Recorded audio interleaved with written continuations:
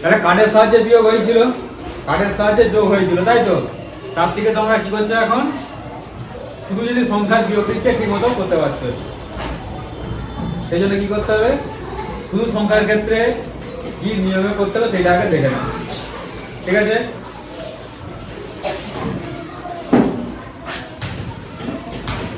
হাতে রেখে যে বিয়োগগুলো হয় সেই বিয়োগগুলো বা ধার করা পদ্ধতি, হাতে রেখে নয়, ধার করা পদ্ধতিতে যে বিয়োগগুলো হয় বিয়োগগুলো একটা নির্দিষ্ট নিয়মে করতে হবে। যেইভাবে কাঠের সাহায্যে করেছি সেইভাবেই করতে হবে, কিন্তু যদি দুটো ধাপে অর্থাৎ দুটো ঘরে পরকে পর ধার নিতে হয় তখন কিভাবে নিতে হবে। প্রথমে আগে একটা থেকে দেখো।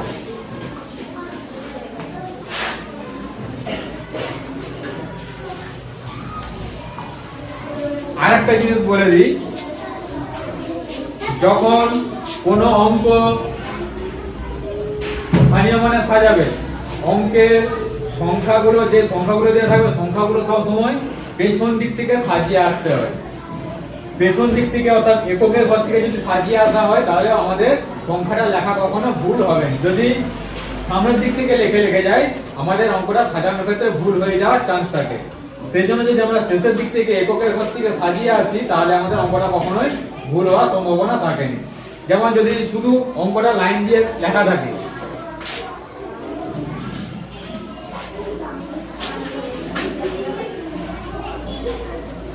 এরকম একটা অঙ্ক দেওয়া রয়েছে, এইটাকে কি করতে হবে? প্রথম আমাদেরকে স্থানীয় মানে সাজাতে হবে, স্থানীয় মানে সাজানোর পর আমাদেরকে বিয়োগটা করতে হবে। তাহলে স্থানীয় মানে প্রথমে আমরা সাজাবোটা কিভাবে?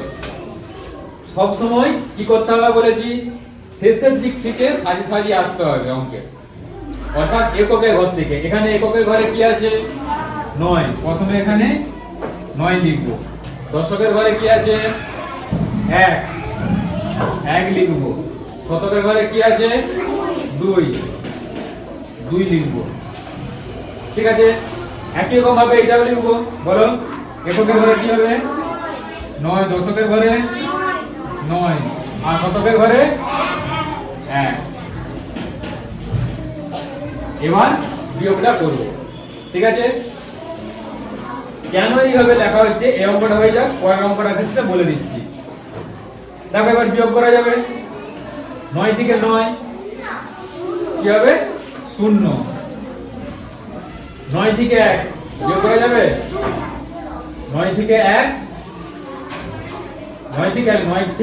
1 পর্যন্ত, অর্থাৎ 1 থেকে 9 বাদ দিতে হবে। বাদ দেওয়া যাবে? বাদ দেওয়া সম্ভব না। তাহলে আমাদেরকে কি করতে হবে? ধার করতে হবে, নাকি? ধার করতে গেলে কি করতে হবে? আগের ঘর থেকে ধার করতে হবে। আগের ঘর থেকে কত ধার যায়? 1 ধার যায়। তাহলে এখান থেকে 1 ধার করতে হবে। তাহলে এখানটা কত হয়ে যাবে? 1 হবে। সেই 1টাকে আমরা আগে মাথায় লিখে দেবো। যদি পরে লেখার কথা ভেবে রেখে দাও ভুলে যাবে, অঙ্কটাও ভুল হয়ে যাবে। তাহলে যখনই এর থেকে 1 ধার নেওয়া হচ্ছে আগে এইটাকে 1 কমিয়ে এইটা যা হবে সেটা আগে লিখে দেওয়া হবে। তারপর এই 1 এই ঘরকে যাবে, এখানের 1টা কাঠ এই ঘরের কটা কাঠের সমান?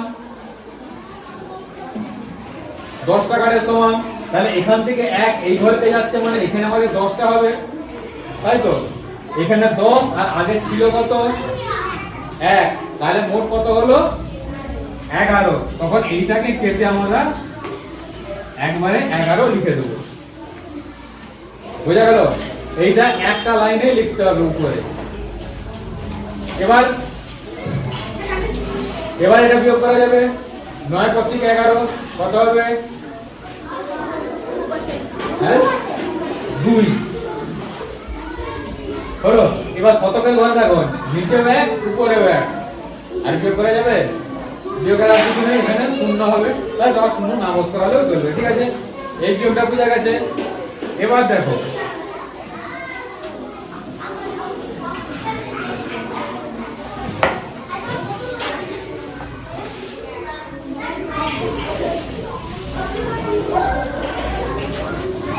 দুশো বিযুক্ত 171।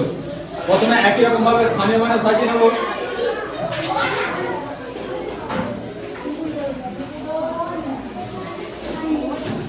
বলো 200 কিভাবে সাজাবো? এককের ঘরে 0, দশকের ঘরে 0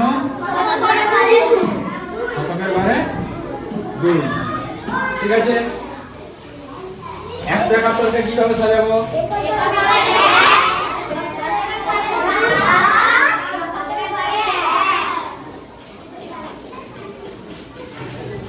এবার বিয়োগ করব। এই অঙ্কটার ক্ষেত্রে দেখো কিভাবে করবে। 1-এর পর 0 যাওয়া যাবে? 0 থেকে 1 বাদ দেওয়া সম্ভব নয়। তখন কি করতে হবে? আমাদেরকে আগের ঘর থেকে ধার নিতে হবে, তাই তো? কারণ আমাদের দশকের ঘর থেকে ধার নিতে হবে। দশকের ঘরে আছে কত? 0, মানে ফাঁকা। তাহলে দশকের ঘরে যদি কিছু না থাকে, এই কি করে ধার দিবে? এর কাছে যদি কিছু না থাকে, ও ধার দিতে পারবে? ও ধার দিতে পারবে। তাহলে তখন কি করতে হবে? ও থেকে যদি দিতেই হয়, ওকেও তাহলে কারো কাছ থেকে ধার নিতে হবে, তাই তো? একেও আগে কারো কাছ থেকে ধার নিতে হবে। এ তাহলে প্রথমে কার কাছ থেকে ধার নিবে? এ ধার নিবে এর কাছ থেকে। কি বলছি, বুঝা গেল? তাহলে প্রথমে এর কাছ থেকে ধার নিবে। এর কাছ থেকে কত ধার যাবে? 1। তাহলে এর এখন কত থাকবে? 1 হলো। তাহলে এর কাছ থেকে ধার দিয়ে যখন এর কাছে যাবে কত হবে? 10 ছিল কত? 0। 10 আর 0 যোগ করলে 10ই থাকবে। এখানে 0 কেটে 10 লিখে দাও। দেখো এখনো কিন্তু অঙ্কটা করার মতো জায়গায় আসেনি। কেন আসেনি? এই ঘরে 10 এসেছে, কিন্তু এর 0 রয়েছে। তাহলে এর তো আগে ধার দেওয়ার কিছু থাকেনি, এর 0 ছিল। এখন ও ধার দেওয়ার মতো হয়ে গেছে, ও এখন ধার দিতে পারবে। তাহলে এর কাছ থেকে তাহলে এখন 1 ধার নিয়ে আমাকে এই ঘরে দিতে হবে, তাই তো? তাহলে এখান থেকে 1 ধার নাও। এখান থেকে 1 ধার নিলে কত হবে? এখান থেকে 1 ধার নিলে কত হবে? 9। এই 9টা এবার কোথায় লিখব? এইটার থেকে হয়েছিল এখানে, এবার এর থেকে আবার ধার গেছে, তাহলে লিখতে হবে এর উপরে। এখানে হবে 9। বুঝা গেল? এবার দেখো এখান থেকে 1 ধার যে এককের ঘরে যাচ্ছে, কত হবে? 10। এই 10টাও লেখার একটা নিয়ম আছে। এই 10টা কোথায় লিখবো? না, এই 9 এর সোজা লিখবো। এখানে 0, এখান থেকে 10, আর এখানে 0, 10ই থাকবে। সেই 10টা লিখবো কোথায়? না, এই 9 এর সোজা লিখতে হয়। এই 9 যেহেতু এই 10 থেকে ধার নেওয়া হয়েছে, সব ধারগুলোই দেখো যেখান থেকে ধার নেওয়া হয়েছে তার উপরে লেখা হয়েছে। সেই সংখ্যা সোজা কোথাও লেখা হয়েছে? লেখা নেই। একই রকম ভাবে এই 10 থেকে যখন ধার নিয়েছি, 10 থেকে উপরে হয়েছে 9 ভাজ্যের, সেই জন্য 9 এর সোজা বসবে। এই 10 এর সোজা 9। বুঝা গেল? তাহলে কোন জায়গায় বসবে সেই জায়গাটা দেখানোর জন্য এটা বললাম। এবার দেখো বিয়োগ করা যাবে? বিয়োগ করো। 1 থেকে 10 কত হবে? 9। এককের ঘর হয়ে গেল। এবার দশকের ঘর। 7 থেকে 9 কত হবে? 2 হলো। এখানে শতকের ঘরে 1 থেকে 1 0 হবে, আর লেখার দরকার নেই। 0 লিখতে পারো, না পারো, লেখার দরকার নেই। তাহলে বোঝা গেল কিভাবে হয়েছে। যখন 2 ধাপে ধার নেওয়া হবে, সেই ধাপ হিসেবে ধার নিয়ে লিখতে হবে। বোঝা গেল কি বললাম? এবার যেটা বলছিলাম যে কেন এককের ঘর থেকে পেছন দিক থেকে লিখে লিখে আসবো।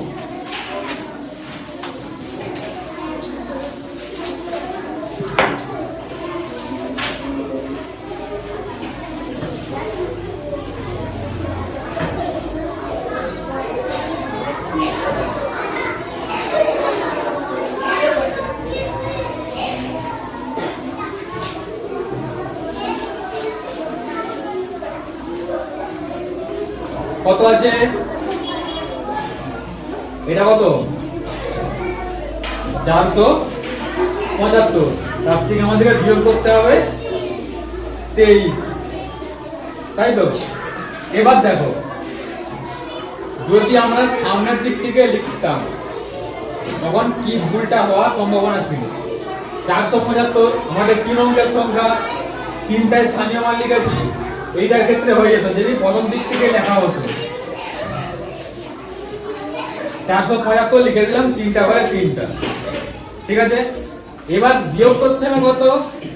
23। 23 ক অঙ্কের সংখ্যা? 2 অঙ্কের সংখ্যা। যদি সামনের দিক থেকে লিখতে যে আমরা প্রথম ঘর থেকে বোঝ করিয়ে দিতাম,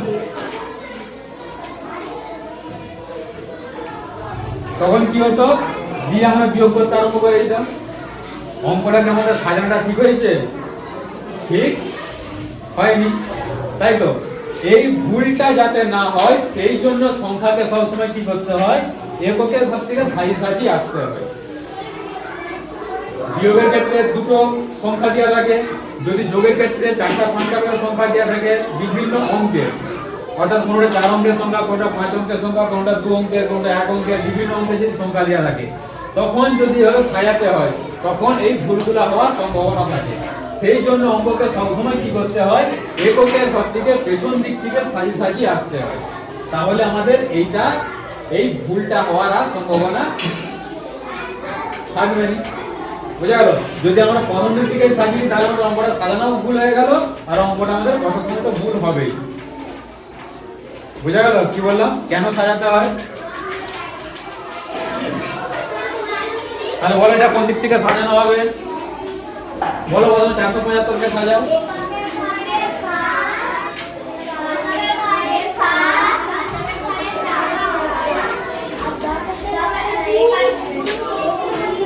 আবার সেই নিজেরা ভুল বলছে। এটার ঘরে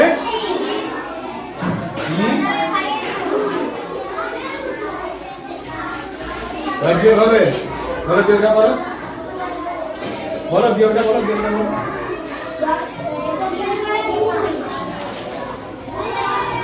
তারপর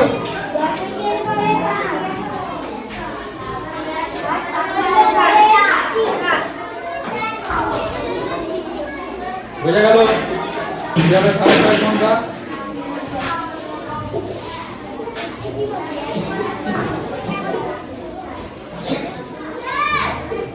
এবার যদি যোগের ক্ষেত্রে একটা অনেকগুলো সংখ্যা যোগ দেওয়া রয়েছে,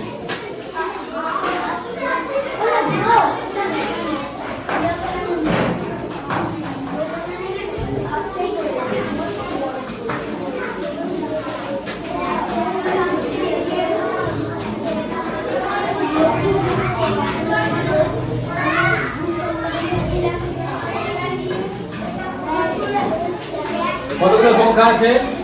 1 2 3 4 5টা সংখ্যা দেওয়া রয়েছে, ঠিক আছে। এবারে 5টা সংখ্যাকে আমরা পরপর সাজাবো।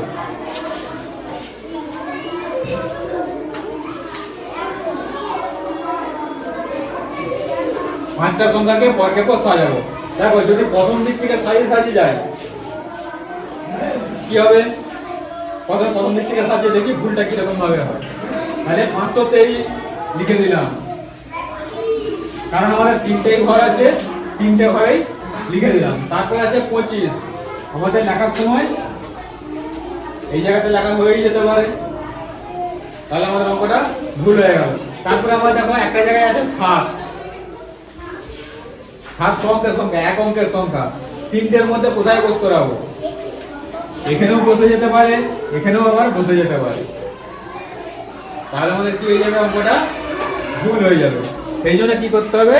শেষের দিক থেকে সবগুলোকে সাজিয়ে আসো। বলো কিভাবে সাজানো হবে? প্রথমে 523 কে সাজাও।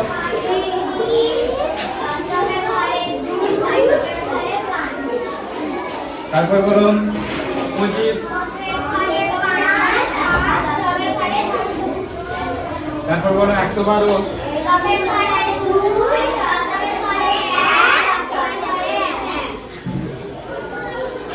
তারপরে 7,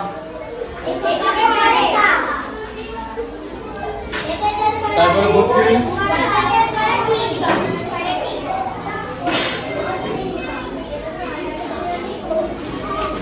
দেখো আমাদের যেইভাবে সংখ্যা দেওয়া ছিল সেইভাবে সাজানো হয়েছে, তাই তো? এবার আমাদের অঙ্কটা ঠিকঠাক যোগ করা যাবে। বলো 2 এর পর থেকে 7 দিয়ে কত হবে? নয়, নয়ের পর থেকে 2 কি 11, 11 পর থেকে 5 16, 16 পর থেকে 3 19। তাহলে এখানে কত লেখা হবে? এখানে লেখা হবে 9, হাতে 1 10, 1 9 হাতে থাকবে 1 10, সেটা দশকের ঘরে 1 হলো। আবার যোগ করো 3, 3 এর পর 1 কত হবে? 4, 4 এর পর 2 6, 6 এর পর 2 8, 8 এর পর 1 9। তারপর দেখো শতকের ঘরে 1 আর 5 কত হবে? 6। ব্যাস এই যোগ হয়ে গেল, আমাদের সুন্দর করে সাজানো হয়ে গেল, আর অঙ্কটা ভুল হওয়ারও সম্ভাবনা থাকবে না। বোঝা গেল? তাহলে কিভাবে অঙ্ক সাজাতে হয় বোঝা গেছে তো?